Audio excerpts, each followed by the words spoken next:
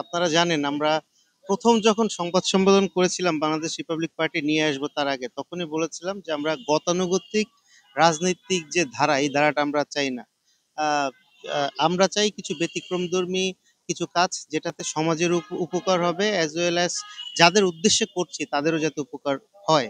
তো কোরআন খানি শহীদদের আত্মার মাগফিরাত কামনার জন্য এটা আমরা সবাই জানি যে আসলে দোয়া এবং মনে করেন সদকায়ে জারিয়া বা যেই কাজগুলো আছে এগুলো হচ্ছে মৃত মানুষ হচ্ছে তাদের যে আমলনামা আছে আমলনামাতে যোগ হয়। যেহেতু মানুষ মরার পরে ইয়া হয়ে যায় আপনার অসহায় হয়ে যায় বলতে পারেন। তো সেই জায়গা থেকে আমাদের আজকে এই যে কোরআন খানির যে প্রোগ্রামটা করা শহীদদের আত্মার মাগফিরাতের জন্য।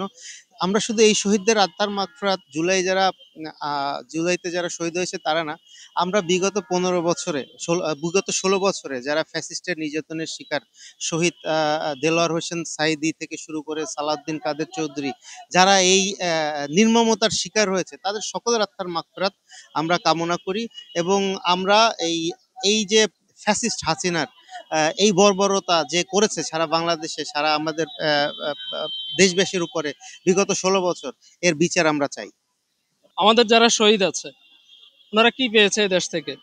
ধরেন ওনাদের ফ্যামিলিকে সরকার কিছু সহযোগিতা করছে, রাজনৈতিক দলগুলো সহযোগিতা করছে, কিন্তু আসলে তাদের প্রাপ্তির জায়গাটা কি? তাদের প্রাপ্তির জায়গাটা শূন্য।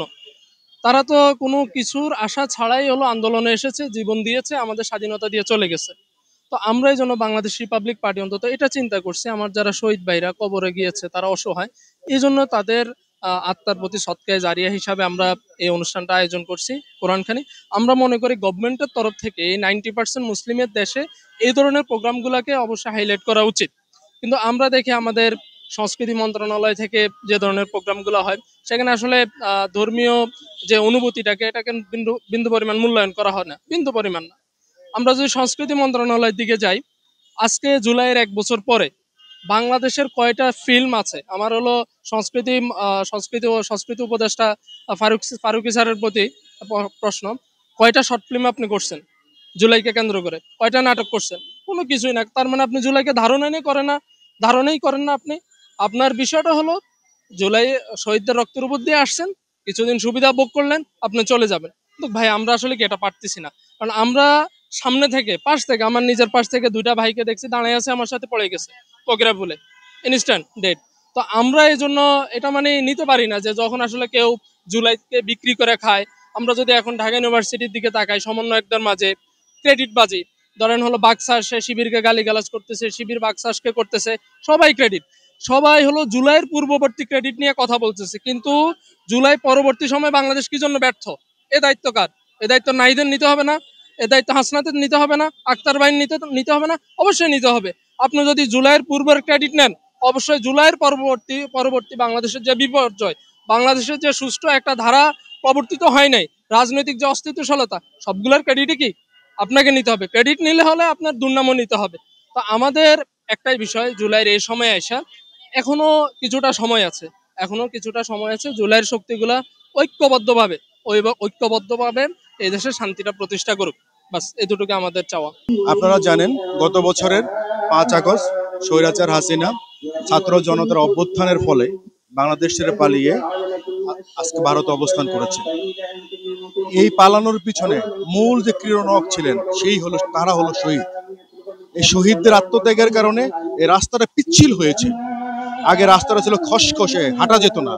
শহীদদের রক্ত যখন এই রাস্তাটাকে পিচ্ছিল করে দিয়েছে, সেই পিচ্ছিলতার কারণেই শেখ হাসিনাকে গদি ছেড়ে পালিয়ে যেতে হয়েছে। অনেকে স্মরণ করছে শহীদদের, স্মরণ করছে তাদের পরিবারদের, কিন্তু তাদের ওই পারে কি অবস্থায় আছে, কে কি অবস্থায় আছে আমরা কেউ জানি না। আমরা তাই তাদের আত্মার মাগফিরাত কামনার জন্য এরকম একটা ব্যতিক্রমী উদ্যোগ গ্রহণ করেছি। আপনারা জানেন বাংলাদেশ রিপাবলিক পার্টি মাত্র কয়েকদিন যাবৎ শুরু করেছে। আমরা এর মধ্যেই চেষ্টা করছি জুলাই অভ্যুত্থানে আহত নিহত পরিবার এবং একই সাথে 1971 সালে মহান মুক্তিযুদ্ধে যারা আহত বা নিহত হয়েছেন তাদের সাথে কানেকশন স্থাপন করে, যোগাযোগ স্থাপন করে আমরা মানুষের ভিতরে 71 এবং 24-এর একটা যৌথ সমন্বয় ঘটিয়ে যেন আমরা আগামী দিনে এগিয়ে যেতে পারি। আমরা সেই দিনটার অপেক্ষা আছি, যেদিন আমরা এখানে আরো বেশি শক্তি নিয়ে কথা বলতে পারবো, যেদিন আমাদের ভয়ে, জনগণের ভয়ে সরকার তটস্থ থাকবে। আপনি তো অলরেডি দেখেছেন সরকারের লোকজন পোস্ট ডিলিট করছে জনগণের ভয়ে। একটা সময় ছিল আমরা পোস্ট ডিলিট করতাম তাদের ভয়ে। আপনারা জানেন একটা সময় এই মন্ত্রী এমপিদের রাস্তা ক্লিয়ার করার জন্য পুলিশের রাড়া পড়ে যেত, আর এখন মন্ত্রী এমপিরা 9 ঘন্টা আটক থাকছে।